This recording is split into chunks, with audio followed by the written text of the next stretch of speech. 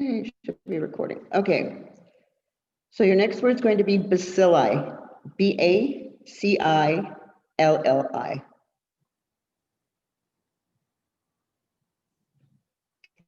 Then spirilla. S-P-I-R-I-L-L-A.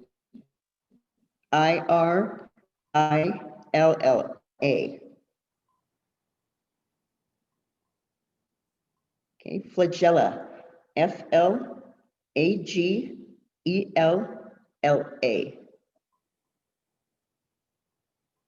Okay. The next word is virus. Okay. The next word is HIV. And then you have HBV, as in boy. HBV. AIDS. Okay. The next word is bloodborne pathogens.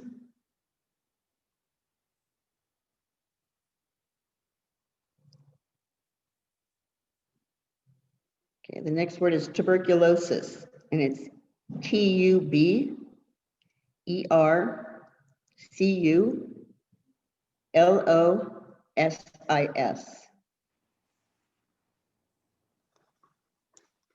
Okay, and then I have general infection.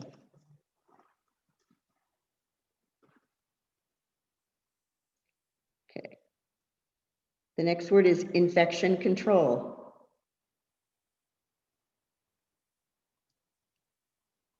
Okay, then cross-contamination. Okay, antiseptics.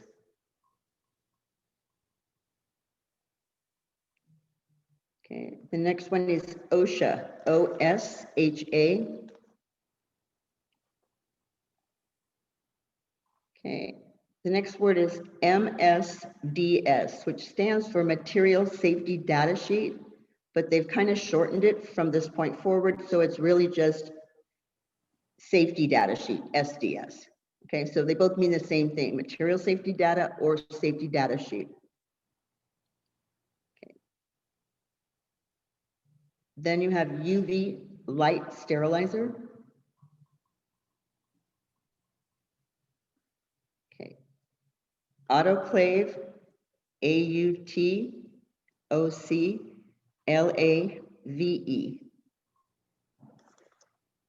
Then you have chemiclade, CHEMICLAVE.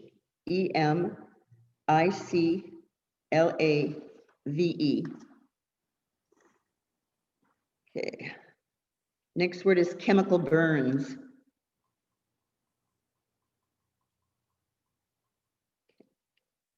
The next one is heat burns. Okay. Electrical burns.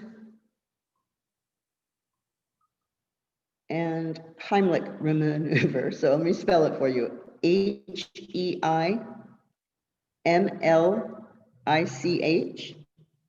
maneuver, MANEUVER.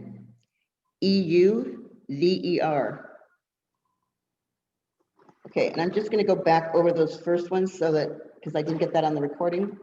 Okay, just for whoever has to watch it on the cloud.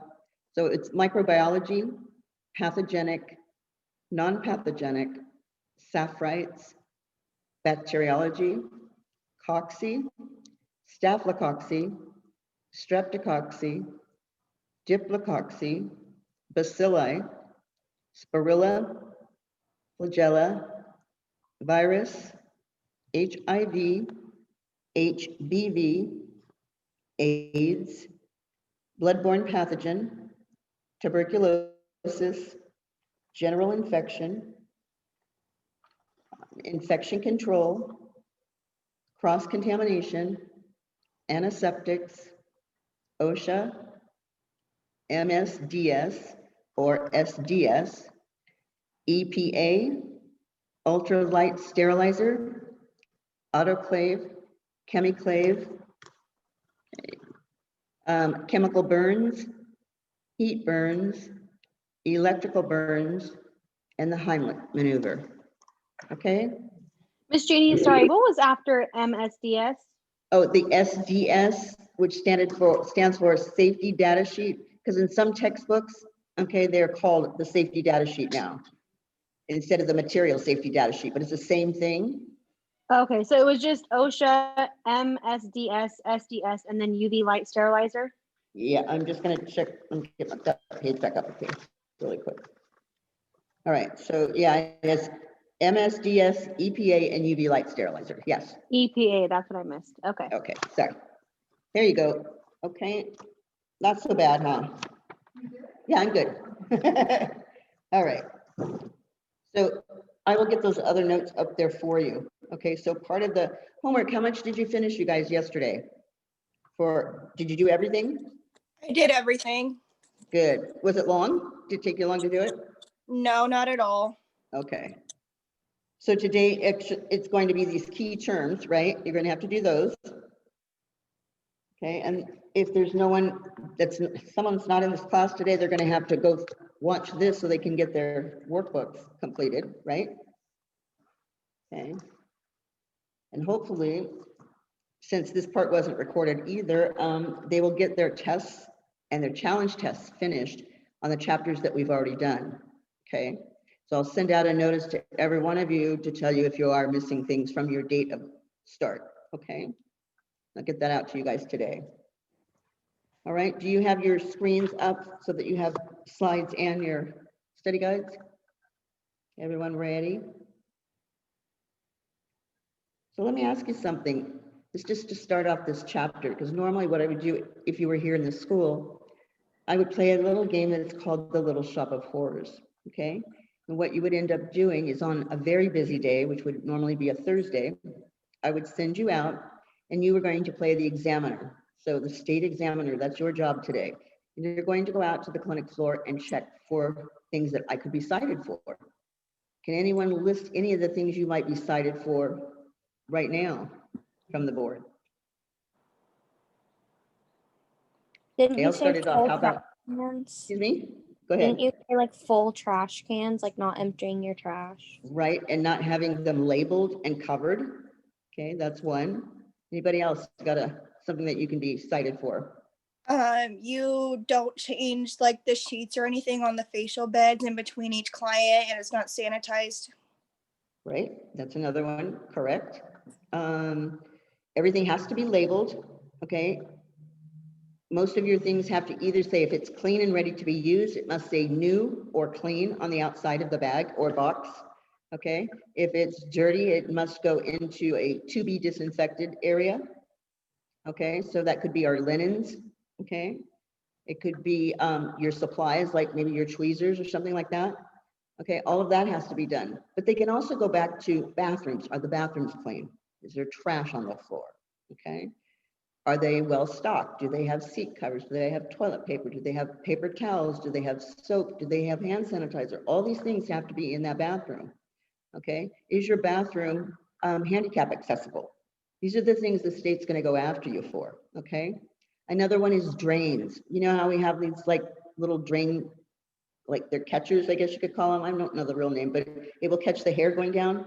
If there's hair inside that drain, or even if the sink is dirty, you could be cited for it. Okay, so these are the little things, all right? Not having an exit, a fire exit, okay, and it's not labeled. Not having a fire extinguisher, okay? These are all things that you could be cited for, because remember, the board is only going to be citing you for disinfection and sanitation problems, okay? And your licensing, meaning, are you licensed? Is it valid? And are you keeping it in public view? Okay. There for a while, people were getting nervous because it had our address on it, but pretty much now, because you do have to display it for the public, it doesn't come with your address on there. It's usually on the back of your certificate or something. Okay, so that someone can't be a stalker and come after you. Okay, but that's basically what the board is going to regulate you on. Okay. So there's a lot of little different things that you probably wouldn't think of, like how about a drink that's on your station? Could you have it? No. Right, no, okay. So it's like you can have water bottles, but they've got to be covered, okay? And they have to be labeled, all right? Even your water bottle that you use to just spray, like I needed to spray the iPads or something like that. It has to be labeled as such, as water, not H2O, not agua, but water in English. And it sounds kind of crazy, but I had a student that she kind of took the example of it, not having it here at school, but the way she was so sarcastic with the examiner, he kind of looked at her and he said, well, what's in that bottle? She said, duh, water. And he goes, duh, I didn't know what it was, just because it's clear, right? And so she gets her license and she goes out into the real world, and he just happens to come in there, same examiner, and cites her for having no water bottle labeled, okay? Not once, twice, the third time. This is looking at a $500, fine right now. He's like, are you kidding me? Again. He goes, I caught you in beauty school and I caught you in your own salon 3 times. It's getting expensive, don't you think? Okay, also not having your license, working without a license, that's a big fine. Okay, not only could it hinder how you're going to get your license, but it can cost a big amount. I had a cosmetologist gentleman that he thought he could work around it and not have to worry about it, because I made enough money that even if I got a fine, I'd pay the fine, till the fine cost him 10 grand. And he was like, okay, I had to come back to school. And he literally told the whole class exactly what he was doing and how much his fines cost. He goes, I won't do that again. I just thought I could get away with it. I'm like, yeah, a lot of people think that. But all it takes is one person to notify the board anything bad about your salon, okay, or you're practicing. Say you're practicing without, not only without a license, but you're practicing medical procedures that you're not allowed to do. That's not within your scope. They can fine you for that. So it's kind of scary. You want to be licensed, you want to make sure everything's clean, and you want to make sure that you're not doing what you're not supposed to be doing, right? Okay, so that was your little game. So one of these days when we actually get the clinic floor back together and we have our clients out there, I will send you out there to play this little game. Okay, and I tell the girls, you've had a bad day. Your wife or husband has just left you, took all the money out of the bank, so you're in a pretty bad mood. So go ahead and cite for anything you can see. And they're just running around from the labs to the restrooms, to all kinds of places, because it makes you aware of what you have to make sure you're doing when you get your own salon, okay? We don't want you not prepared when they come out and give a site visit. Once they come in, they can't play this little hide and seek game with you. They do have to notify you and show you their badge and tell you who they are. They can't just walk in and start writing things up. So, but you can't tell him no. You can't say, can you come back later? I'm kind of busy right now. It's like, no. He can open any drawer in the facility that's got a license in front of it, okay? And ask questions about it. So even if your station in your drawers may have 1 or 2 hairs, if he's in a bad mood, you can cite it because there is hair in there. Okay, so there's things that you just want to watch out for. If someone files a complaint on you, they have 48 hours to get out to that site and take a site visit of that salon or business. Miss Jeannie, what if you're doing like a traveling thing? Like, do you have to take your license like everywhere with you? Okay, as far as what they have, they consider a traveling business, okay? It's more like a trailer or a motorhome that's been set up for traveling. It's not that you can't take your supplies and go from person to person. That's not actually a way of business, okay? They basically tell you you have to have a business location, okay, like an address, physical address, or you have a mobile unit, and that mobile unit, they come out to check it to make sure it's okay. Can you get handicapped in there? Can you do, it has to fall through all the same things that people go through on a business, okay? Let's say you wanted to do it in your garage, okay? They'll have to come out and check the site, but what the garage or something that you've actually turned into an extra room in your home, okay? It's beautiful. It has to have a separate entrance from your front door and your back door that only opens to that area, okay? It has to have a restroom for that area, like it was its own little area, right? And they can't walk through your house to get to that. So you have to have an outside door that comes into your business, okay, in order for that to work. There are ways that you can get around some things, but you'd have to contact the board and they would give you the exact specifications for it, okay? Because I've had a lot of people that wanted to do it out of their garage, and they just rebuilt the garage. But you do have to have separate entrances in order for it to be considered a business. And then there's one other thing. Is your area, like your home or area, zoned for it? Okay? Because some people just in your neighborhood, they just don't want a lot of business parking there. Do you see what I'm saying? So you had 1 or 2 people working under you in your converted garage, okay? But your neighbors don't like the cars coming around because they think it's a drug deal or something, because they're coming in and going out, coming in. Do you see what I'm saying? So you have to be zoned for that particular area. And you can go to the city and get an ordinance so that you can work there. But you know, you do have to get that taken care of before you actually open up. So even when you open your own salon, you've got to go down and actually have them come out and do a site visit to make sure it's safe. Okay? Does that kind of cover the things that you have to worry about? Because all of this, I wanted to do it too when I was like 18 years old. Since I lived in LA, I wanted to go downtown where all of the, you know, stock exchange and all these, you know, rich boys and wanted to go to their offices and give them haircuts, but I couldn't do it legally. Okay. And I'm like, why can't I do this little traveling thing? Because a lot of people want to do that. Okay. But no, they're not going to let you. Now you can do it illegally, but if someone calls, you know, the board and lets them know what's going on, they can come out and cite you for that too. Because they'll go to wherever it is they think you're supposed to be working at and speak to whoever it is that you were doing as far as haircut. But I wanted to do, because they never had time to get out of their business day, you know, the working day, to come in to get their stuff done until late at night. So they would ask me to go to their work area. And since there's these tall high rises downtown, I could hit every floor and probably work for about 6 months and never have to worry about it. But I wasn't allowed to do that. So, however, you can work in a nursing home. You know, these little old ladies, they love to have a facial.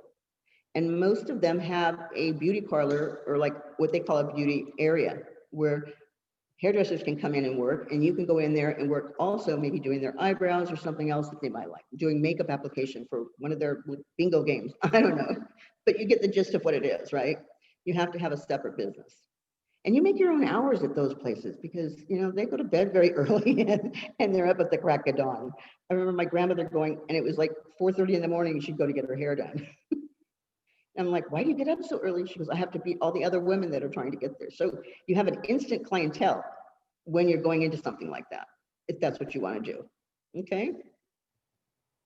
All What right. if you're doing Huh? traveling, like, because I know some places, like if you're doing makeup for like weddings and stuff, like some Mhm. places require you to have a license. So what about that? Like then would you have to take your license with you? Okay, your license is supposed to be at a business, is what I'm getting at. Okay, it has to be at a business, and it has to be cited that you can work in that business. But would you Okay. get in trouble if like you were doing like an event or something and like you went and like did something? Okay, we do events here occasionally, you know, like for what do you call it, for nonprofit organizations and things like that. Okay, but we're doing it as a group because we're a school. Okay, so we get kind of a little bit more lenient, I guess, as far as it's okay to do it. But if you go to say a wedding and you're going to do 6 people at this wedding, okay, this is all under the table. Those people do it under the table. In order for you, because you are going to be licensed, okay, you have to have everything that you need to do that stuff in a business part, whether it's at a hotel, you know, and there's a specific area for it, you have to follow those guidelines. Now, women that are out there just doing makeup, okay, that do not have a license in aesthetics, meaning facials and hair removal and all that stuff, okay, they are illegally doing business, is what it is. And I tell girls all the time, you went to school, you got your license. Do you really want these people out there taking away from you? Because that's your business. So call them in. You can do it anonymously. So-and-so is doing business here and they're not licensed, please. And they'll go out there. They don't have to know who it is that told on them. You are entitled to do that. Okay, that's how you're going to make your industry professional. Because if you don't do it, there goes business you could have. Do you see what I'm saying? And because you don't have to tell who's making the complaint, it works perfectly. You can if you want them to know who it is, okay? But I'm going to give you a little, this is kind of funny, but when the Academy Awards are coming around every year, okay? Anastasia and there's one other esthetician that are constantly fighting for the stars to do their brows and their makeup for the show. And so one of the girls, because they were fighting over who was going to do who, okay, threw a stink bomb out in front of one of the other ones. So all of the clients had to go to her that one year. But I mean, this is how catty it can be. So she was trying to take the business away from the other girl. But it was between Anastasia and one other esthetician. I don't get why females have to be so stupid like that. I no, Like, there's enough skin for it makes everybody. no sense. Like, there was one time since I've been at the course there with you guys where I went out to the tables for the break and a group of the girls came out from the other thing and all they could do is sit there and run their mouth about one of the girls in their class. So I got up and walked away, practically left my purse there. It's so Mhm. irritating and frustrating that females act that way. It It is is. so stupid. And on top of that, doing that in a salon, it's even worse, okay? Yeah, Because I remember working with somebody that would constantly complain that everybody else was idiots in there in the salon. She was the only one that had any brains, right? And I thought to myself, if I was the client, I would be thinking, if you're so smart, why are you working with a bunch of idiots? Okay, you're not that smart. Okay, so really think about it. Okay, Yeah. because if you had any brains, you'd be saying everybody in there is great. Okay, first of all, because you want the whole place to look like it's doing well.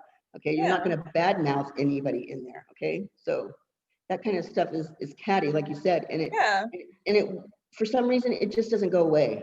So that's why a lot of people It go in won't. their own business. If you're doing it when you're young, you're never gonna ever grow up out of it. You'll do it till you're 60, 70, I 80 years know. old. It's sad. Mhm. It's so sad. And that's the sad thing about it too, because in this industry, there's nothing but women mainly. Okay, Exactly. in the men, I'm sorry, the gay men are just as worse. Okay, Yeah. they're just as catty. Okay, but that's why most people will want to go into their own business instead of that. Okay, because they don't want to have all that drama, because it takes away from what the client's actually getting, and the client should have your undivided attention the entire time. Yeah. Okay, because if she's on the phone or she's talking to somebody in the next chair or she's, all this stuff, it's taking away from my time. Your client's paying for your time. That's why you can never give that back to them. You know what I'm saying? It's not a product you can give back. It's your time, and your time is worth every penny. But you need to give that to your client because that's what she's paying for. Okay, we kind of got a little sidetracked, but I did want you to touch base on what the board is there for, and because we are talking about microbiology. All right, you guys got your workbooks out now? All right. So the first word up there, obviously, is microbiology. And this is the study of small living organisms called microbes or bacteria.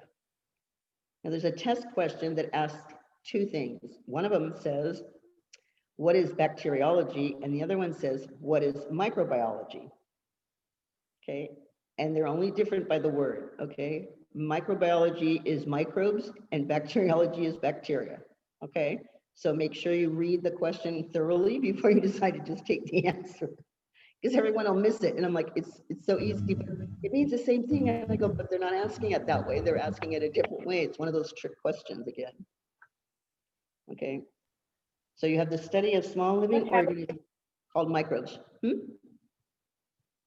I don't know who's talking. Sorry. What chapter? Chapter 4. Sorry, honey. Chapter are we on this training? Chapter 4. We're on page 90 in your study guide. Sorry, I thought we were already there. It looks like. Okay. Everyone on my list, I don't know what they're talking about. Okay. Everyone's in the meeting, so it's sending me this little message going waiting room and there's nobody there. Okay. Did you get it, hon?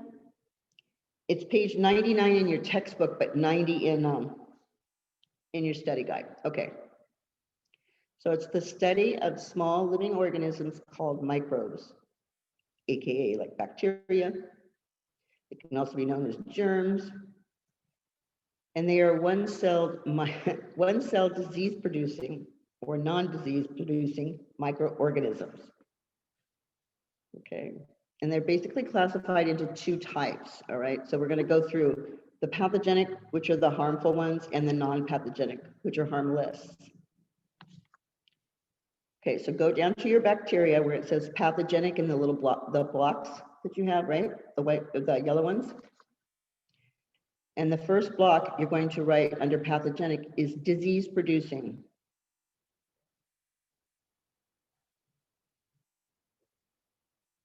Okay, the second block is they live everywhere, even inside your body.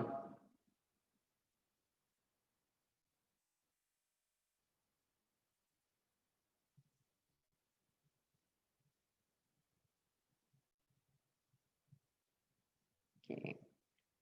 The third one Some are harmful and cause infection and disease or produce toxins. So some are harmful, cause infection and disease, or produce toxins.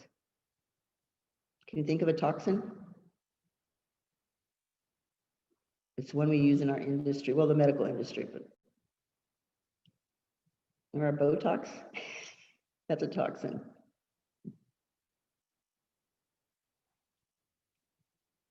Okay, the fourth block, okay, it's spread by the use of contaminated implements or dirty hands and fingernails.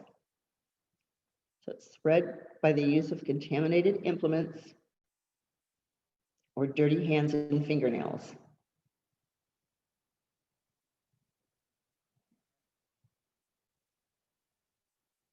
Am I going too fast? Okay, I don't see anybody else saying anything.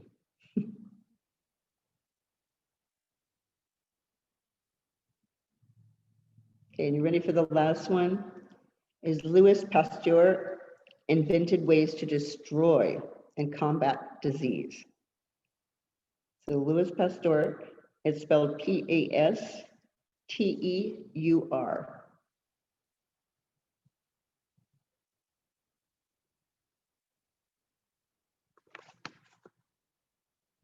Does anybody remember from school what he did? No? He discovered how to pasteurize milk, so There you basically go. filter Thank it you. through. Yeah, to kill the bacteria. Yes, that's right. Like, that's where we got that pasteurization from. All right, you guys Can you ready for, huh? can you repeat after destroy? And combat disease.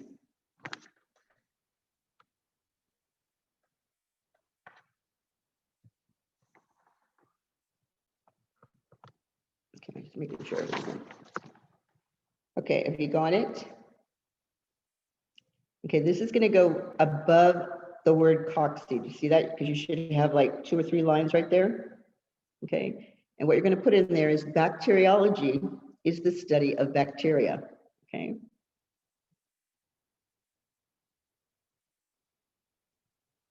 Okay, bacteriology is the study of bacteria.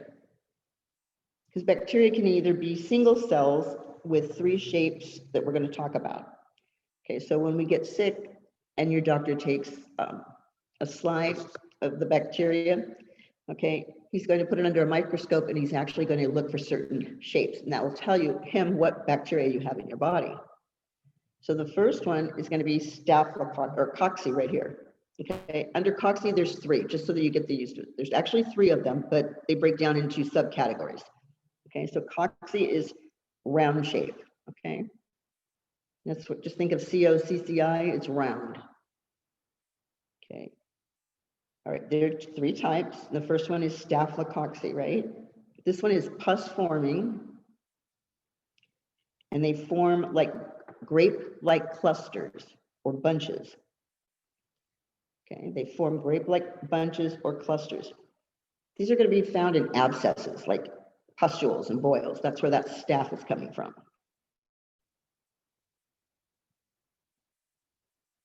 So pus forming form grape-like bunches or clusters, and they're found in abscesses like boils and pustules.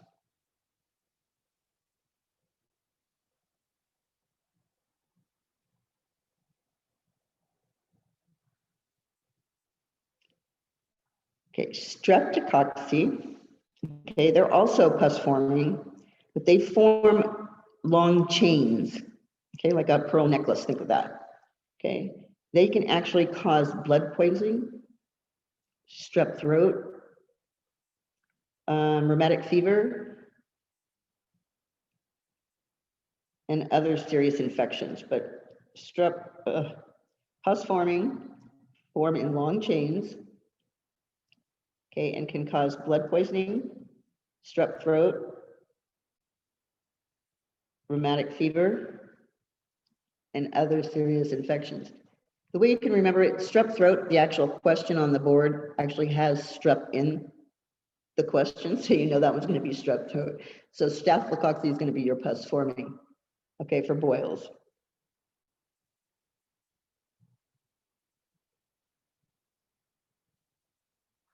Okay, and our third one under the cocci group is diplococci, okay? And dip, I guess, actually means a pair or two, duo. So these are bacterial cells that grow in pairs. And they can cause like pneumonia.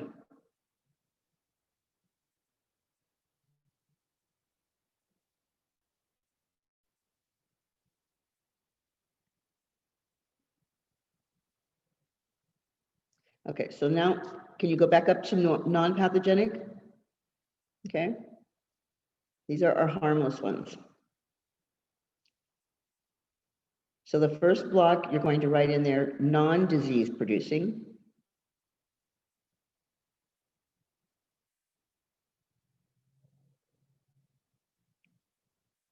The second one, harmless and can be beneficial.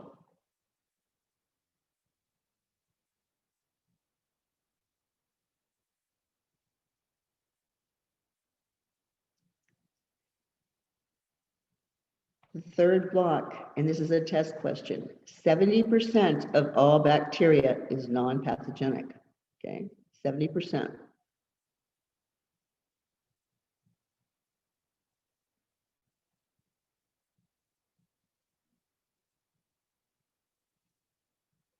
Okay. The fourth one, these types are found in certain dairy products like yogurt. So yogurt has health enhancing properties in there. So you can say it's found in yogurt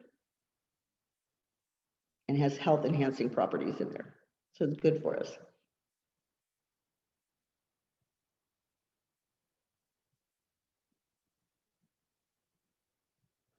Okay, the fifth block down. It can cause decay or refuse, R-E-F-U-S-E, or vegetation. So it causes decay of refuse or vegetation.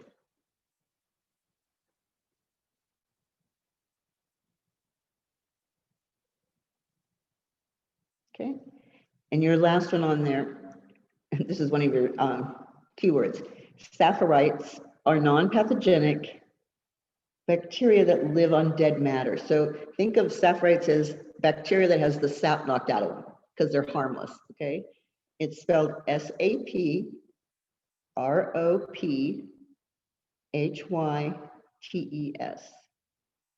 So they're non-pathogenic and live on dead matter. So we start talking about all the little critters that live on our body and we don't even think about it. Do you know that you have little mites on your lashes? Yeah.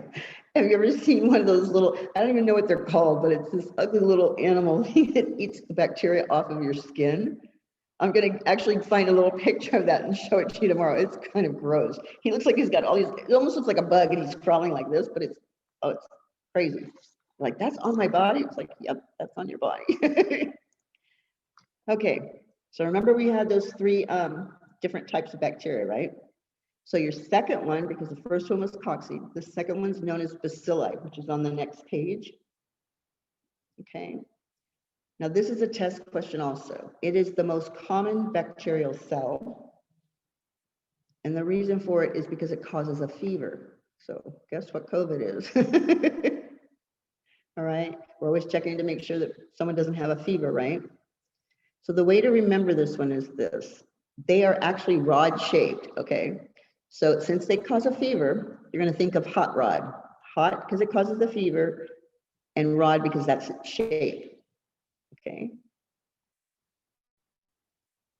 And it actually can cause like tetanus or the flu, typhoid fever, diphtheria, and even tuberculosis. These are all things that would come under the bacilli bacteria. Okay. If anybody wants me to repeat them, you just let me know, okay? But what you really need to know is that it causes a fever. That's why it's the most common. Okay, and it's rod shaped. Okay. All right, your third one is going to be spirilla. That already kind of sounds like a spiral, right? This one is spiral or coiled or corkscrew shaped, I guess you could say. And they cause highly contagious disease like syphilis and cholera. Now, this is the weird part about it, okay? Does anybody know what cholera is? Okay, it's a form of dehydration. So going from one extreme to a venereal disease is just totally odd. Okay, but that's basically what they're trying to get through to you, is that it causes, highly contagious diseases. All right, so there's ways to remember, okay, all three of them. The C, think of circles. D, double or diplo. B for bar or bacilli, and S for spiral or spirilla. Okay, it's kind of a little box that's on your study guide page, right? Okay, so three shapes: cocci, bacilli, and spirilla. And then cocci has a breakdown of staph, strep, and dip. Okay. All right, it says at the bottom on your learning connection, okay, what if the terms pathogenic bacteria were given creative, fun names? Would you be able to recognize them? Below is a list of alias names and their descriptions. See if you can determine the term that matches the description of alias and then draw a picture of it in the frame provided. So I'll give you like a minute here to figure these out. See if we can go through them.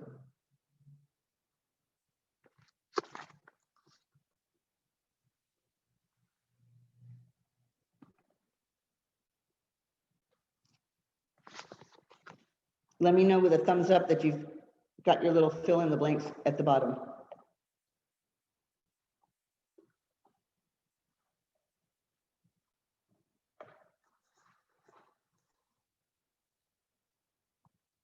Everybody done?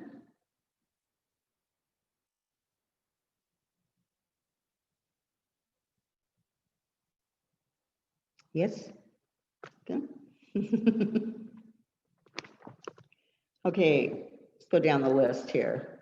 Angela, what was the first one there? His name is Curly. So what bacteria would that be? Spirilla, Yeah, spirilla, yes. spirilla. Okay, and the second one, Megan. His name is Phil, and he hangs out with a bunch of guys. I don't have the learning thingy on mine, but I do it on my computer, so I can't see it. Okay, has everybody else got their workbooks up and things? Stephanie, do you have this one? Yeah, which one are we doing? The second one? Uh-huh. The staphylococci? Yes, that's staphylococcus. Okay, Avery, do you want to try the third one? My name is Pearl. I actually don't have my workbook still. I was gonna ask Oh, you. that's right. You guys Yeah, said you I were could gonna buy come in. it through Pivot, and then I was looking at Pivot website, and I can't find any link to purchase anything besides like a downloadable textbook. And like the download textbook has so many problems on my laptop for some reason. It won't load the pages. Okay, I forgot that tomorrow when you come in, would you remind me so I can photocopy some pages for you, okay? Yeah, no worries, because I have the textbook in front of me, just not the workbook itself. Right. Yeah. Because you can't pull it up on there right now, huh? Yes. I don't think so. I was literally Googling how to buy the workbook and stuff, and I wasn't really getting anything besides a few Amazon purchases for the text, but I wasn't showing the workbooks. Okay, so I'm gonna find out a little bit more on that. I'm just wondering tomorrow when I put up slides, because mine are gonna be just a little bit different than you, I can actually put up on the screen for you guys, the workbook itself. And then you guys can still fill it in. Okay, that's one of my options if I wanted to do that way. Okay, so if that happens, when I bring up a blank page, you're just gonna have to can you take a picture of the screen when I pull it up, put it up on the screen at your house? Yeah. Okay. Yeah, I want to make sure. Okay. All right. Jasmine, how about Danny? I don't have my book, but I'm gonna just I'm gonna guess the Here, let me bacil- read it to you first. Okay. Okay. It says our names are Arnold and Danny, and we're a pair. Oh, it's the hold on, I know what it is. Let me Okay. just it's in a pair, right? Yep. Oh, it's the diplococcus. Diplococci. Yes. Good. Okay, Griselda, you're gonna do Rodney. He's a tough guy with lots of muscle. He has the power to lock your jaw. Oh, I don't know how to say it. The Philly? Yep, that's right, Vasily. Yep, that was it. Did I do streptococcus yet? Did we do that one? That one's under Pearl. I just want to make sure we got a hold of every one of them, okay? So they're just easier ways to help you remember, okay? Because they will be on your state board because it's disinfection and sanitation, obviously. Miss Jeannie, was Staphylococcus the one that you said was the one cell? It's actually, staphylococcus is pus forming, okay? And it can make boils and pustules. Okay, does that help you? I was looking because I was trying to find the one that said like the one. Okay, the first one that we did was which is microbiology, okay? And then we did bacteriology, which is the study of bacteria in single cells, Okay. okay? All right. So we should be on 92, correct? The growth of bacteria, okay? And where they actually start out. Bacteria grows in dark, damp, dirty areas where there's a food source for them to just feast on, okay? But all bacteria go through a stage or growth stage that consists of two stages, the active stage and the inactive stage, okay? And this is real important because this is what's going to be on board also, okay? So starting off with the active stage, which is also known as vegetative stage, okay, under your first little block there, you're going to write, they produce and grow rapidly. This is going to sound horribly bad when I tell you this story. Okay, but it's going to help you remember it. Okay, the second one, as food is absorbed, the cell growth divides. So basically, I want you to put in there cell growth and division occurs, which is going to be mitosis. So cell growth and division occurs, which is mitosis.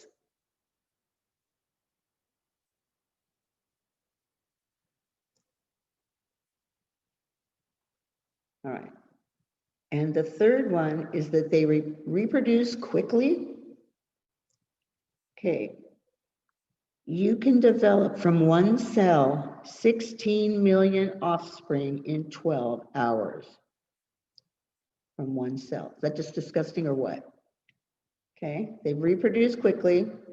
One cell can make 16 million in 12 hours. Okay, so somebody can come in here and wash our bathrooms or whatever in there, okay, and people went behind it, how much bacteria is going to be left in that bathroom? So I'm not sure if I told you this story, but kind of envision this, okay?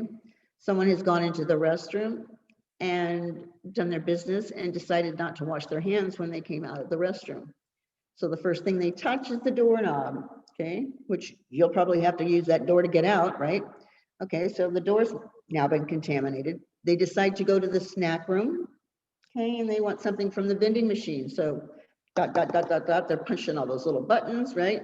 They open up the slot, pull out their snack, okay? They've touched all of this with their bacteria from the bathroom. Okay, and then they start eating their chips and sucking on their fingers because, you know, it's got that nice little Cheetos on there, okay? Does that not gross you out at all? Okay, I just kind of want to start gagging when I start thinking about that. It's like, wash your hands. You know, we wouldn't have Miss this much. Jeannie, I have a like even Go ahead. like okay, so you know those cups that are like at the hotels? Okay, never use those cups.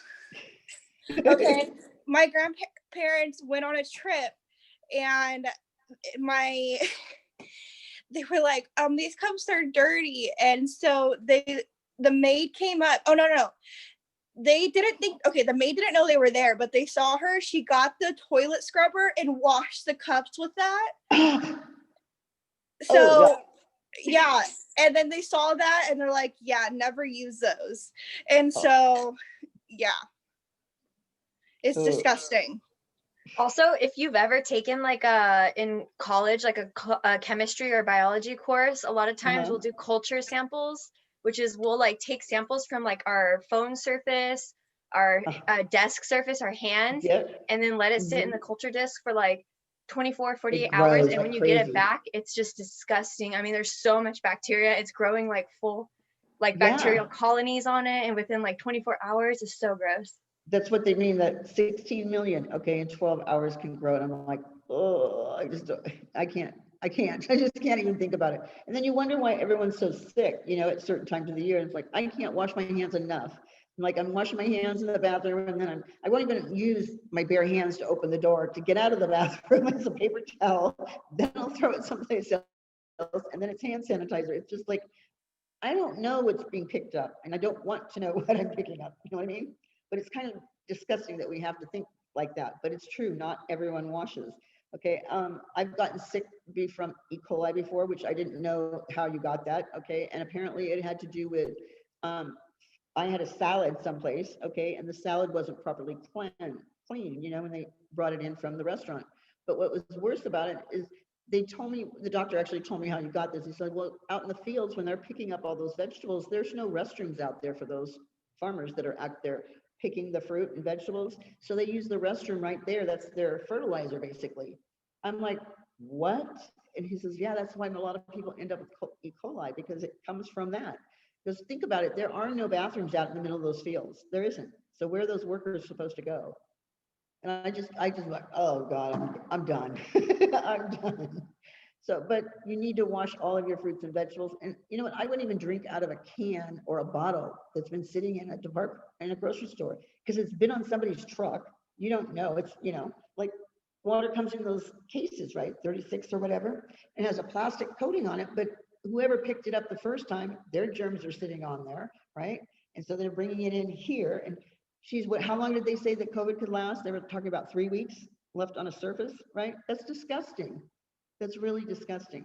So, and the reason why it's spreading so much nowadays compared to, like, say, you know, through the Spanish flu, is that we have travel, we have air travel, we have all these different ways to get and spread that disease. It's not just, you know, in this general vicinity.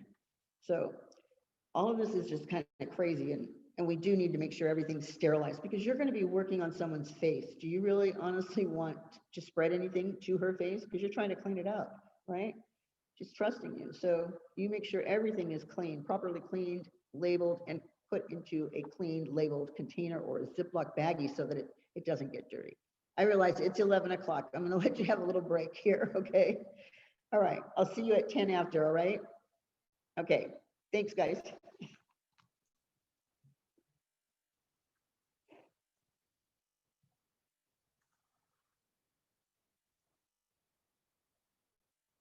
Oh, Miss Janie.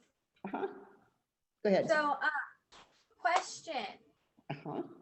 My arm where I broke out is starting to itch like really bad. Uh-huh. So what do I need to put on it? Water. Water. water? Let me see. Can you show it to me, or is it? Here, is it I'll on your- try. No, it's like We're right on here. we're on recording, so just okay. Yeah, no, it's like, I don't know if Bumpy? you can see it. Yeah, is it a little bumpy and raised?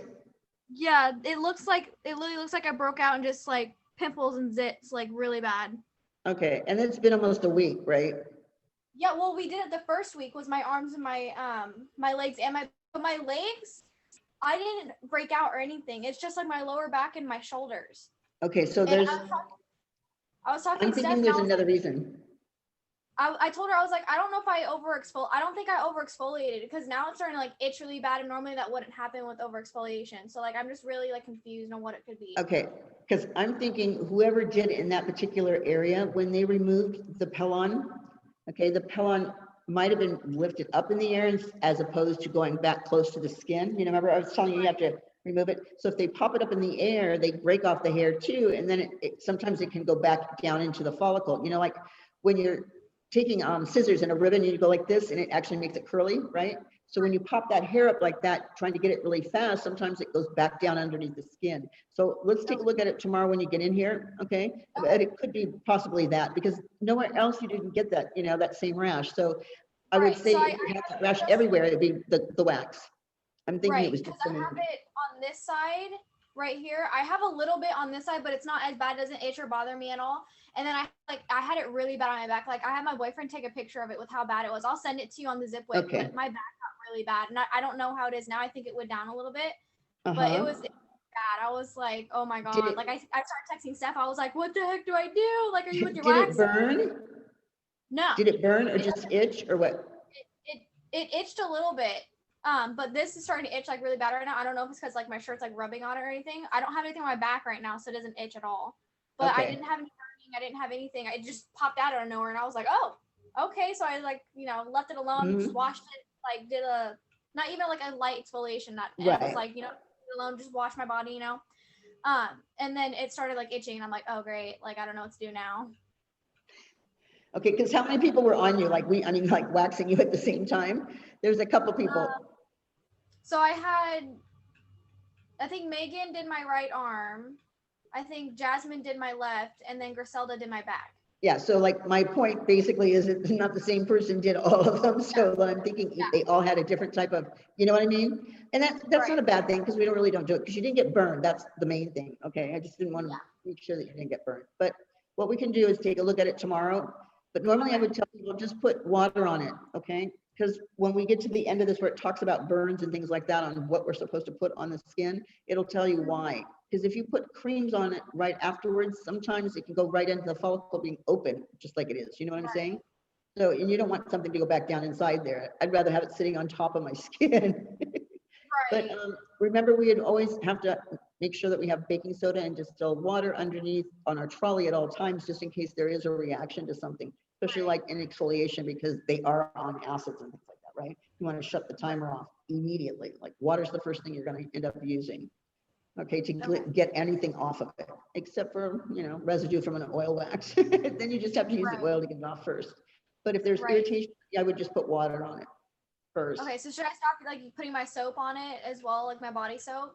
What type of soap, does it have a perfume in it? Yeah, I use Dove. Okay, yeah, it's got a fragrance in it. You can use something that doesn't have a fragrance, like, which one is it? I'm trying to think of the name of that. I know it's brown. I'm thinking in my head what it is. Neutrogena or something like that. Okay. You know what I'm saying? It's not, doesn't have a fragrance. Even your, well, you don't have your Dermalogica yet, but I would have said that. I have some little packages I can give you when you come in tomorrow. Okay. Or the ultra calming. I would have used something like that, onto the skin. And I do have a couple of those little samples, so I'll give them to you tomorrow and let's see if that helps. Okay. Otherwise, the only thing I would have said, if it bothered you really bad last week when it was doing it, we could have given you something before you left, but I didn't know. Well, no, that's like I wasn't bothered at all, and they just showed up out of nowhere, and I was like, oh, okay, I'll keep an eye on that. And then like today, like I'm like sitting here, and I'm just like, ooh, like it really itches. I'm like trying not to touch it, but I'm like, ooh, it's a little But you have to itchy. remember too, when you pull that hair up, it's actually going to itch sometimes. It will itch a little bit, and then we'll leave little bumps, okay? And because we watched that other video from the wax queen, remember, she says, we really do need to have some type of an exfoliator here to sell to our clients so that they're walking out with something like that to take care of just that thing that you're having right now. Because if they can use a product like that afterwards, it won't aggravate them anymore, okay? Allergic reaction literally on that wax would have been like swelling and the redness. Like I had somebody's eyes almost shut closed because we used it on her, not this wax, but another wax. And that's how I knew that fragrance was what was irritating that poor girl. Okay, so it was Benadryl she had to take, but I mean, her eyes were like so almost closed, just about shut. So that's an allergic reaction we're talking about. But there's a difference between irritation and an actual allergic reaction. But these are things you'll see, you'll see it out in the field. Yeah, we'll worry figure about it it. out tomorrow for me. And you know what? I know it sounds bad, but it's kind of nice that somebody does have a reaction. I'm sorry, to you. You know what I mean? But it helps everyone else learn. Yeah, I'm always the one that's got to be the crash dummy, and it's going to happen to me. Okay. Yeah. Yep, exactly. Yeah, don't worry about it. It's me too. All right. That can be annoying, though. Yeah. All right, Miss Janie, thank you. All right, hon. Go ahead, take your break. I'm going to step out for a second. I'll be right back.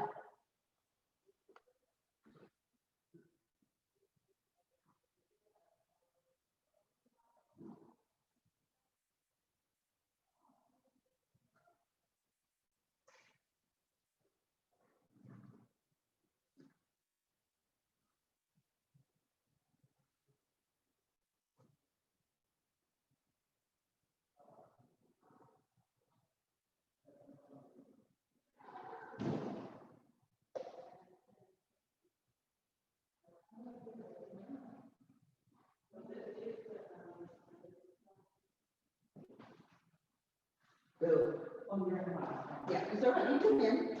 They're on a little break. So this will be your teacher. Hi, how are you? How are you, hon? Hi. I know. We're on a Zoom right now. This is what you'll have to do on Tuesdays and Wednesdays. All right, hon. It was nice to meet you too, hon. Let me close that door. That's okay. Thank you, hon.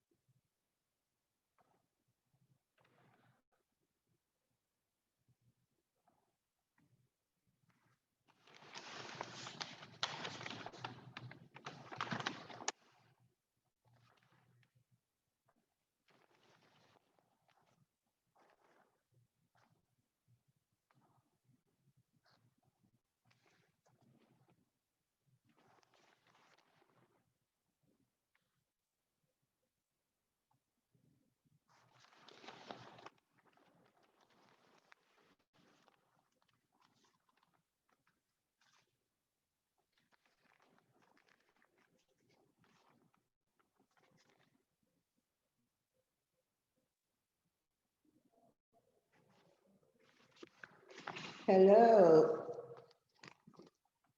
Everyone's back, huh? Hmm.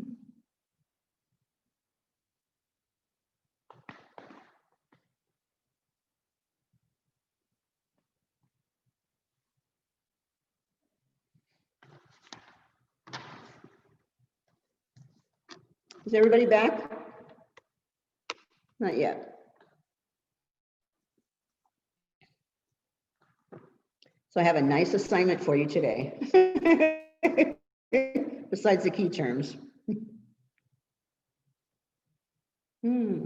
I've got 8. 1, 2, 3, 4, 5, 6, 7, 8. Oh, Miss Jenny, I forgot to Okay. ask. So are we Mhm. allowed to like work on like family In your home? You mean like members? practice like at my home? mom and my sister. Yeah, as long as, yeah, you're at home, it's your family member, yeah. I just can't have you bring Okay. them here yet, Because I'm like, just yet. Yeah, right. Go 'Cause my ahead. sister's like, can I get my eyebrows done? I'm like, I need to get the okay from my teacher first. Like, I gotta wait. Yeah, we can't do it just yet here, okay? We got to get out of this one, I guess, the red zone or something. Right, but I Is can everybody do back? I want to make sure sister. everyone's, what was that? But I can like do I it to didn't like my hear you. sister, like her eyebrows and stuff. If you did it at home, but we haven't done it in here, do you feel comfortable doing it without? Okay, I just want to make I sure mean, you we're feel so- comfortable. we're- You know how to do a we're tweeze. still with her eyebrows. Yes. Well, you do a skateboard in here, yeah. So it's the same thing. I just don't want to have you call me back up and go, I just took off her whole entire eyebrow. I'm like, what? That's like, go get your high frequency. Oh God. Oh God. Okay. Yeah, spill the wax someplace else. No, no, no, no, no, no, no. Okay, Megan's trying to get back in. Let's see here. Does that mean everyone's back in here? Okay. So I'm just gonna call on you guys to make sure everybody's in here, okay? All right, Megan, I just let in. Angela, I can see you. Jasmine still? Okay. Let me see. Yeah, she's gone. I don't know Oh, if she's not on yet? wants to get let in. Hold on, let me check my phone. You know what would be easier if you guys, when we go on break, just leave the camera running and just walk away from the screen. That way you don't have to worry about making sure everybody's back in. Because that's what I do with the afternoon class. When there's a break, we just walk away from the screen and leave it on, because it'll stay for that 10 minutes. And then you don't have to log off and come back on. As soon as she gets on here. Okay. If you will, the ones that are already in here, if you turn to page 94, I know that if you don't have your study guide here, you won't be able to, but if you do have your study guide, turn to page 94, because I'm gonna list off some names. Okay. Do you see the little gold box there? It says disease, infections, and contagious. Okay. All right. So these are the words I want you to write down. Okay. AIDS. Okay. Chickenpox. The common cold. Miss Jeannie, Go ahead. are you speaking for the people who don't have it? Because mine is already listed. Yeah, yeah. If you already have it, because I'm going to have you do something with that list. That's why I'm asking you. Okay. Oh, okay, got it. Sorry, So go the ahead. ones that don't have it, yeah, I'm going to give them the names here. All right. So after common cold, we have hepatitis B, herpes, influenza, which is the flu. Okay. Legionnaire's disease, Lyme disease. Miss Jeannie, where is this supposed to go? It's on yours. No, I just want you to write this list down, because I'm going to have you guys pick one of these diseases. Okay. Okay. Jasmine. Okay, I'm going to have you pick one of them for your homework for today. Okay. So wait she gets back in here. Sorry, Yeah, Miss okay. Janie. My sister called me freaking out because she got pulled over. She got a new car yesterday. She's only 17 and apparently she was going 88. And she's like, I thought he let me go. And I'm like, no, sweetie, when you're going 88, that's not the case. Especially in a 30-mile. No, I'm just kidding. Okay, you don't have your textbook, I mean, your study guide with you, right? Me? No, I don't. Okay, all right. So I want you to write these down, okay? Because I'm going through this. I want you to write these words down. Okay. The first one's AIDS. Okay. The next one's chicken pox. Okay. The common cold. Okay. Hepatitis B. Herpes. Influenza or the flu, because it's the same thing. Okay. Legionnaire's disease, that's Legionnare.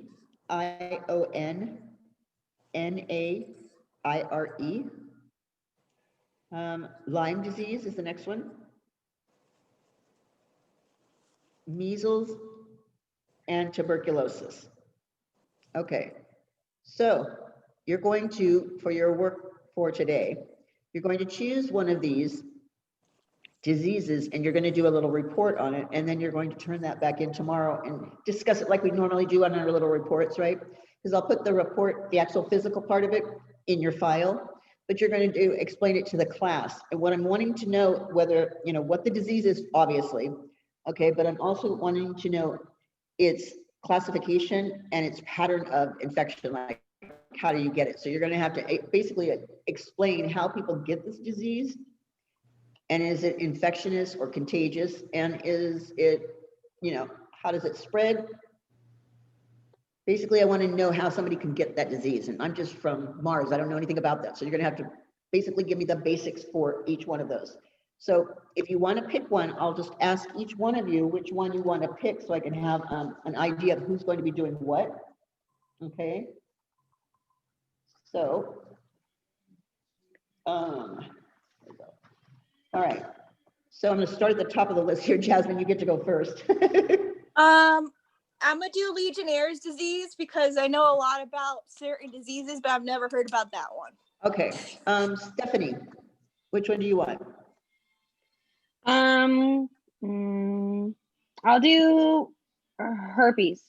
Herpes? Okay. And are we talking about like the one that we can like spread from mouth to mouth, right? Yes, Or yes. You don't have to give us the two. We can just do one. yeah. Well, I figured that's one that matters because we're working on Yes, those faces. exactly. So. Okay, so got you. All right. Who's next? Angela. I'll do hepatitis B. Okay. All right. And Avery. I'll do tuberculosis. Okay. And let's see, Danielle.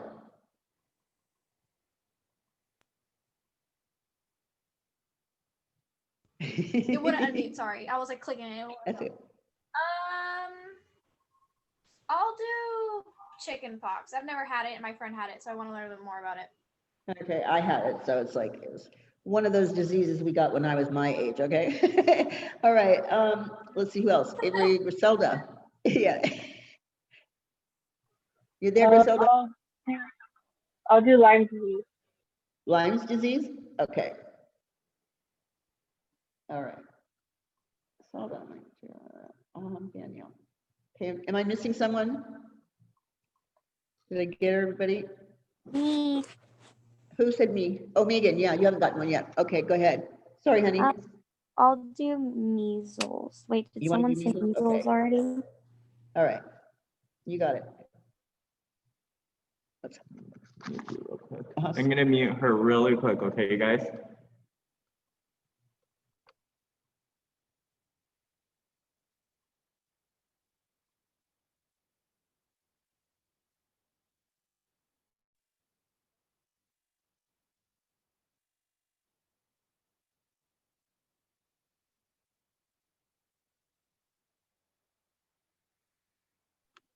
There, I'm on mute now, right? You guys can hear me? Yeah. Okay, so did I get everyone? Everyone's asked. So I have Jasmine with Legionnaires, Stephanie with herpes, Angela with hepatitis B, Avery with tuberculosis, Danielle with chickenpox, Griselda Lyme disease, and Megan measles. Is that right? Everybody's good with that one? Okay, so that's your homework today, is to do the key terms, okay, from chapter 4 that we did this morning. And then you're going to write this report. So, and I need the physical paperwork that you write it out, okay, for tomorrow. So in order to get credit for today, I got to have that paper tomorrow. You can't pull it up off the computer late, you know what I mean? If you decide that you need me to print it, I need you to send it to me in an email today and I can print it, okay? But you can't do it tomorrow. So it's got to be Is it today. okay if I handwrite it or do I have to type it? Yeah, you can handwrite it. Okay. You can handwrite it if you want to. Because, you know, Can you be able go to over- answer, like, huh? Sorry, can you go over what exactly you wanted in the paper again? Okay, so it's basically the who, what, where, when, and how. Like, how do you get it? How is it spread, right? Is it infectious, or is it contagious, or is it both? Okay. So basically, I just want to know something about the disorder, the disease. Okay. Do you want us to put like how you can get rid of it, like if it's curable also? Yes. Yep. Kind of like the who, what, where, when, and how, if you have to think about it like that. Okay. All right. So if you send me the actual printout, because you want me to print it for you, okay, do that today and I can have it printed out by tonight before I leave at 4:30. Okay.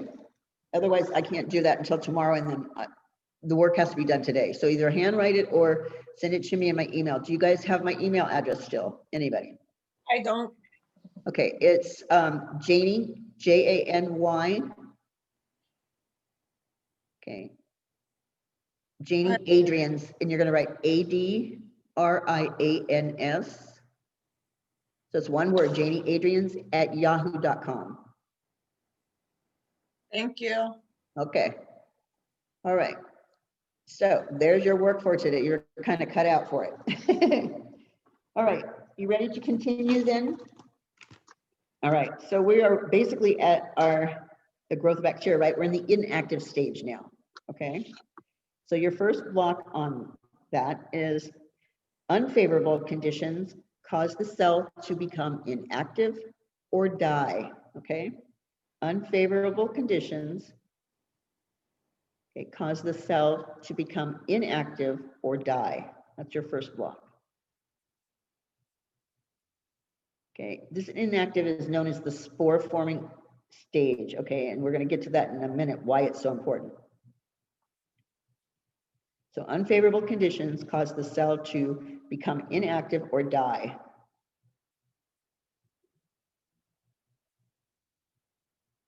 Okay, the second block is going to be some create spherical spores. Okay, some create spherical spores that are resistant to disinfectants, cold, and heat. Okay. And why that is so important is this: when we disinfect, we cannot kill a spore. Okay. Our disinfectants only kill everything but a spore. Okay. And that's basically the test question. So what would you have to do to kill that spore would be to sterilize. Okay. But what happens with that spore, it creates like a little bubble and it protects itself. So I'm going to try and give you an analogy. Let's just say I'm driving down the road and there's this big, huge tumbleweed and it's got a lot of bacteria growing over it because it was in a dark, dirty, damp area. Okay. And the wind pushes that poor little tumbleweed down a little bit further. And now it's dry. So bacteria doesn't want to die. Okay. So it just kind of becomes inactive, kind of creates that little bubble and protects itself. Now the tumbleweed gets pushed down a little bit further and now it's dark, damp, and dirty again. And so the bubble kind of pops, that little spore pops open and now it continues to grow. Okay, so that's basically what they're talking about. When it's in that spore forming and its protective coating, okay, it's not always dead. It could just be inactive. Okay, and then when the conditions become favorable again, it will start to grow all over again. Does that make sense? Is another word for it called dormant? Yes. Yeah. Yes. But here's the weird thing. I'm trying to find something that could be an analogy for you. But if you think of a head lice, okay, the girls come in here and they're like, head lice, when we're trying to treat it, we can only really treat the ones that are kind of crawling and growing all over their scalp. Okay. Then they have those little nits, right, that are stuck to the hair shaft itself. Okay. We can't kill those because basically, and it's kind of funny because clients will say, oh, they're dead. I'm like, no, they're not dead. They just haven't hatched yet because they've got a spore protecting them. You know what I mean? So when we put a treatment on for people that have lice, it's going to kill the ones that are running around on their scalp, but not the ones that are stuck to the head or the hair shaft. And to tell the difference between like dandruff or is it head lice, take one strand of hair and run your fingernail down. Now, if it's an actual nit from the head lice, it will not come off on your fingernail. Dandruff will come off on your fingernail, but the nits will not. And that's why they put those little metal combs or real hard combs in there where you're supposed to take really small sections and comb it off to get those off. Because what happens in 7 days after they've done a treatment, 7 days, those little things hatch that are on her hair shaft, and now she's reinfested all over again. And a lot of people don't realize that they reinfested themselves because they don't do a second treatment. Because the instructions do say, you know, do one treatment and like 5 to 7 days later, you're supposed to do another treatment. It's to catch those little nits, but they don't read the entire box a lot of times, and they'll go, oh, they went back to their cousin's house and they got it all over again. I'm like, okay, let me tell you how you have to do this. Okay, so I'm trying to get you to understand what that spore does, okay? So on that second one, it says, some create spherical spores that are resistant to disinfectants, cold and heat, because you know, cold and heat can sometimes kill a bacteria too. So the only thing we can't kill with our disinfectant is that spore. Now, the third box on there, it's basically telling you when the conditions become favorable again, okay, the bacteria returns to its active stage where it starts to grow again, okay? So when conditions become favorable now, Okay, the bacteria starts back into its active stage where it starts to grow. Kind of crazy, huh? I really can't find an analogy to make it seem as much understanding as that lice, even though you don't do hair, you can understand what I'm talking about. Okay, under the movement of bacteria. Now this is almost like a Dr. Seuss rhyme. Okay, that's what it's going to sound like, all right? But this is what you're going to put in there. Bacilli and spirilla have hair-like projections called flagella. Does that not sound like Dr. Seuss?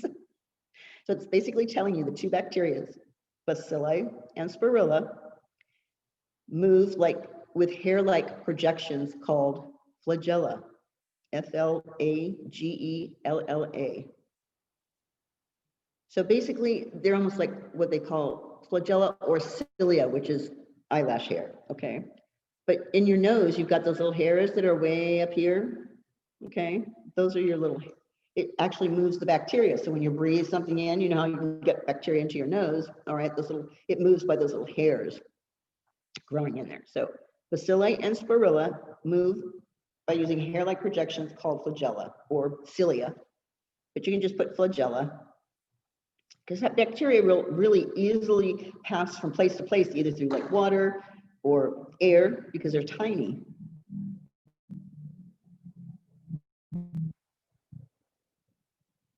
Okay.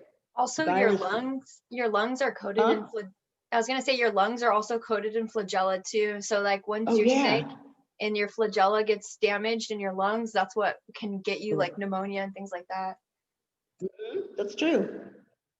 So it's like, can't get sick. You got a little cold and it turns into, forget it. That's another part of that whole, your whole body, when it tells you it's sick and we don't rest, the body keeps shutting down different areas of your body, like different organs, like, okay, I'm gonna make you sick now because you won't sit down and take a rest. Okay, I'm gonna give you something else. And it just goes down until you really literally can't move anymore. And then you're down for the count. Okay, viruses. The one thing I want you to put in there that is for test questions is this. Viruses are smaller than bacteria, okay? Okay, they are smaller than bacteria. Okay, and they need a host.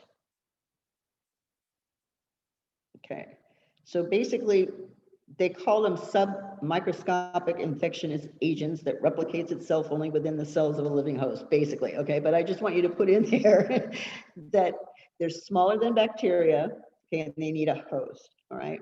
They're even much smaller bacteria that can cause diseases, kind of like herpes, okay, or the flu, or respiratory or gastrointestinal infections. It can cause chickenpox, mumps, measles, smallpox, yellow fever, rabies, AIDS, hepatitis. It's like half the list that's on here for you guys, okay, that they're going to be taken over.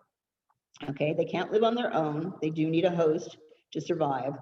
Okay, and we are known as a PSW, which stands for public service worker. That includes like doctors, nurses, teachers, hairdressers, estheticians. So what they're trying to tell you is you need to protect yourself. Okay, take precautions, either get your, your shots up to date, whatever. Don't forget that you do need a hepatitis shot, okay? Because you never know. Clients aren't going to come to you and tell you that they have this disease, okay? They're not going to come forward and say it. So I look at myself as I have to protect myself before I protect anybody else, right? Because they're not going to tell me. They're not going to tell me they have AIDS. So I must be wearing gloves when I'm handling blood. Okay, do you see what I'm getting at? So think of, everybody has a disease or some type of infectious disease that you could get, and you're going to protect yourself first and foremost, okay? The state looks at it that way too. It's not so much, you don't want to do cross-contamination, but they want you to be protected first, because if you're not protected, then you're going to be spreading it, right? So if you're sick, you can't work on anyone. So you want to be protected yourself. Okay. Since you'll be exposed to openings in the skin during extraction processes of most facial procedures, you should consider being inoculated as a preventive measure. Gloves and eye protection are essential during the extraction process to protect yourself from exposure to clients' blood or bodily fluids. We do have our mag lights, and I know it sounds kind of funny, the mag light that came on your steamer, I really wouldn't use that one to do extractions. Okay, I have a portable one that you can bring over, and it's about, I don't know if you can see this. Okay, it's about that wide. Can you see my hands? Okay, so placing that lamp and light, okay, between the client and yourself gives you another area of protection. So you've got your gloves on, okay, and you've got goggles on, and then you have that protection between the lamp, because it's got a little glass area where you can see what you're working on and nothing comes out of there to spread. Does that make sense? So you use the portable one and not the ones that's attached to your steamers when you're here at school, when you're doing extractions, okay? I'm just trying to protect you. All right, under life-threatening viruses, you're going to write hepatitis B. This is a highly infectious disease that will affect your liver. We all need that liver.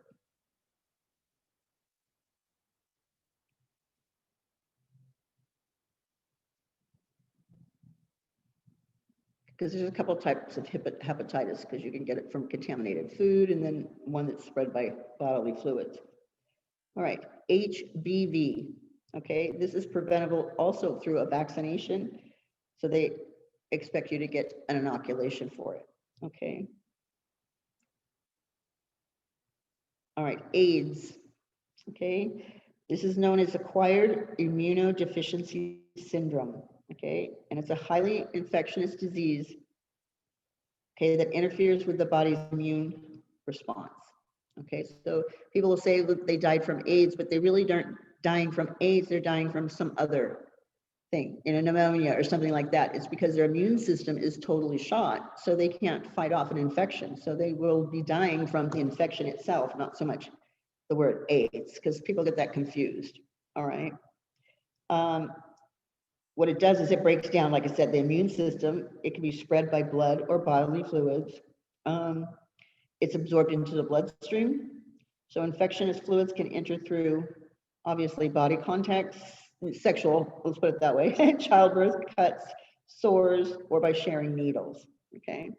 So these are all the things that you want to stay away from. Is someone going to say something right now? Okay. All right. So we should be on our next page, which is 93. Is that right? Okay. External parasites. All right, this is fun. These are organisms that grow and feed on other living organisms. I use this little joke. We all have that friend that just sucks the life out of us, right? That's basically what a parasite does. It will suck the life out of you. Okay, they contribute nothing to you as the host, okay, but they can cause contagious diseases.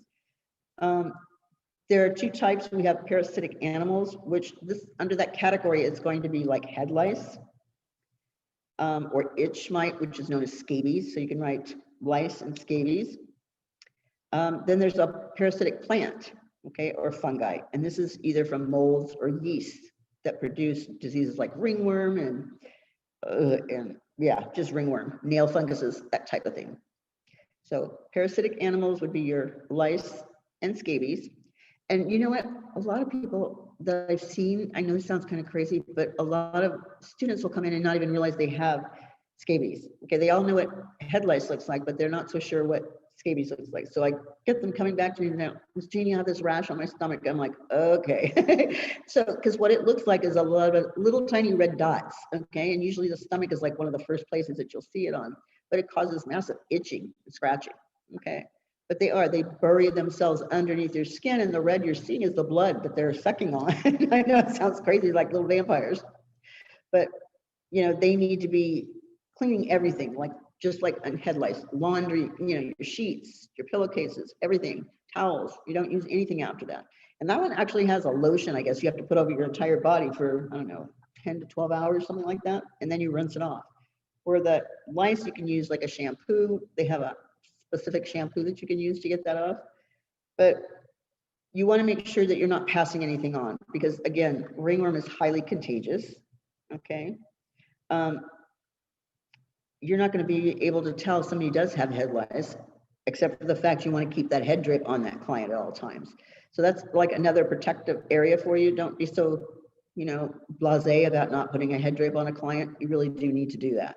okay? Because you're not under the cosmetology license, so you're not supposed to be able to tell somebody they've got head lice. Although if you're looking at their scalp and you see things running around, find somebody, find a teacher, find someone. Okay, all right. So it can also be spread through like not contaminated implements, your tweezers that you've used and you haven't disinfected them, okay? Mascara wands that you've used prior, okay? Just anything that has not been either disinfected, because if it can't be disinfected, well, it's supposed to be discarded, right? In the trash. You don't do one or the other.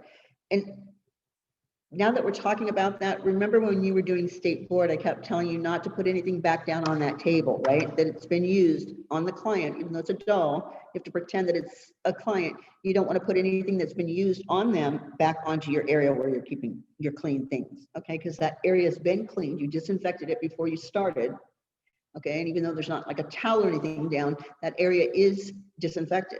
As soon as you put something on that table in that area, now it's not disinfected. So everything needs to be redone. So I would make sure that you're following in that. Either it goes into an to be disinfected container with a lid on it, or it goes into the trash, okay? All right, so did everybody get what our external parasites are for? Okay, all right. They're organisms that grow and feed off of another living organism. All right, infection. Okay, an infection is a disease-causing bacteria or virus that enters our body and it just multiplies to the point that it interferes with our body's natural state. Okay, so it's a disease-causing bacteria or virus that enters the body and then multiplies to the point of interfering with the body's natural state, which is that homeostasis, where everything's balanced and you're calm, right?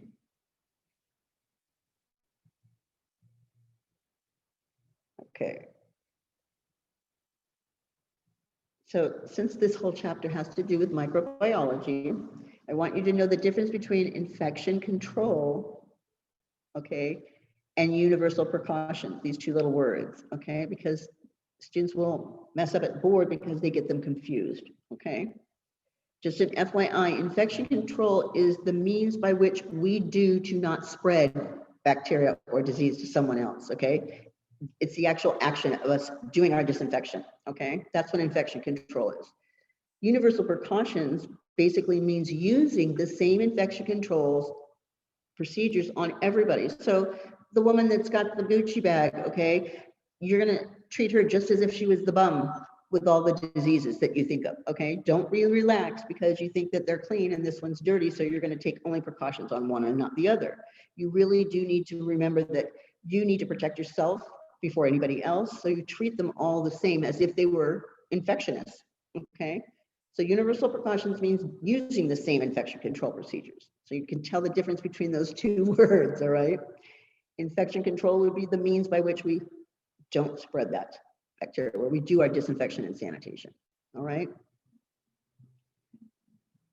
I just wanted to cover that because I get a lot of students messing them up at board. They're like, it's this. I'm like, no, it's not. Okay, the infection control is how we take care of that. Okay, we do our disinfection, we do our sanitation. All right, but universal means we're using those same practices on everybody. Okay. All right. Bloodborne pathogens. Okay, these are bacteria or viruses that are transmitted through your blood or bodily fluids. Okay, so they're going to cause infectious diseases. There are some airborne pathogens, but contagious infections or communicable diseases usually are transmitted from one person to another through just casual contact, okay? So that's how you're going to get like your common cold, okay, or a flu, but bloodborne pathogens do have to be through bodily fluids or blood. So that's why we're wearing our gloves, wearing our safety goggles, okay, making sure we're protected.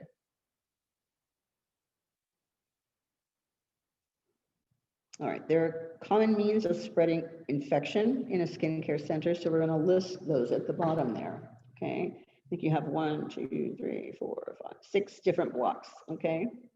So the first one is contact with an open sore, okay? That's going to cause an infection. So what do? You wear gloves, or you don't work on it if it's open. Okay, the second block is contact with contaminated hands and implements. So dirty implements and dirty hands is another way of getting it.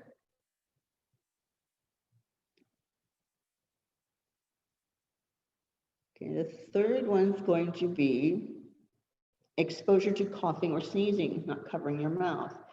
Okay, I know this is going to happen at board. You're going to get like a tickly throat. You're going to need to go like this at board. Okay, you're allowed to have water, but I would not take my hand and do the coughing on it. Okay, I would go away and put my cough into my arm like this. Okay, and then sanitize regardless. Okay, you touch your hair, you touch your face. Okay, or you cough or sneeze, you have to sanitize again. Okay, just an FYI. All right, the next one is the use of drinking cups or contaminated and common drinking cups and towels.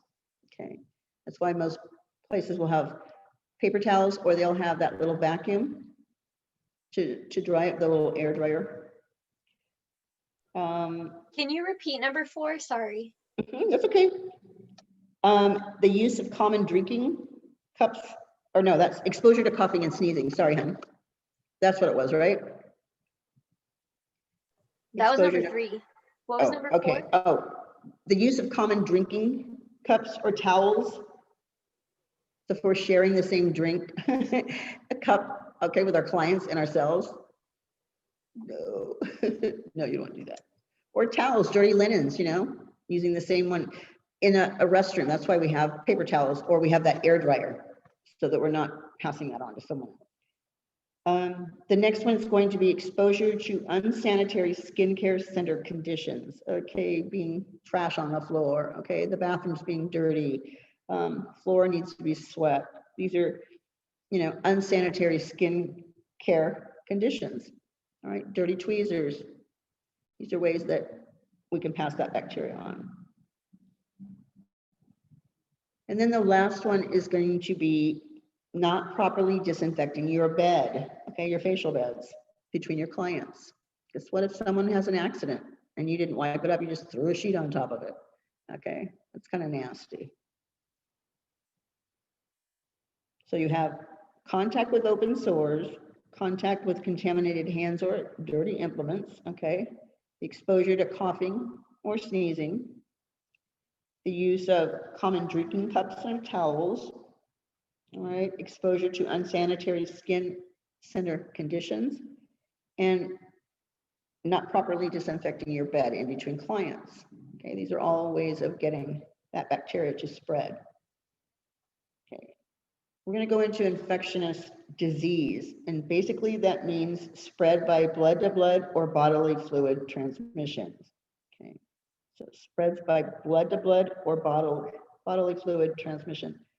You can write as your examples like HIV, okay, or HBV.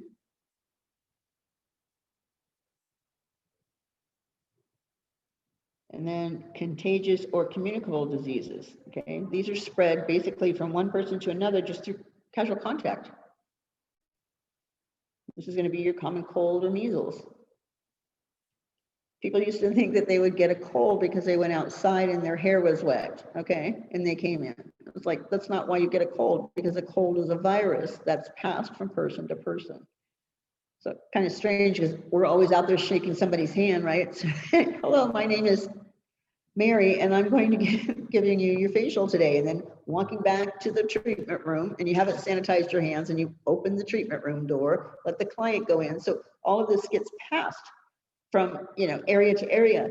But here's one thing I'd like you to think about today. No matter what you do, watch or track yourself how many things you touch throughout the day.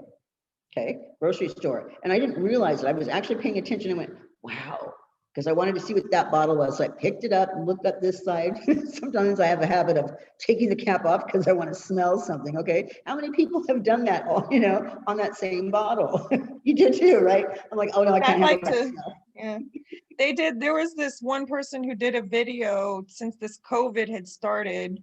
It was on YouTube, And what she did was she put on, it was because it was that issue with wearing gloves and touching everything and how that's really not preventing the spread of anything. Right.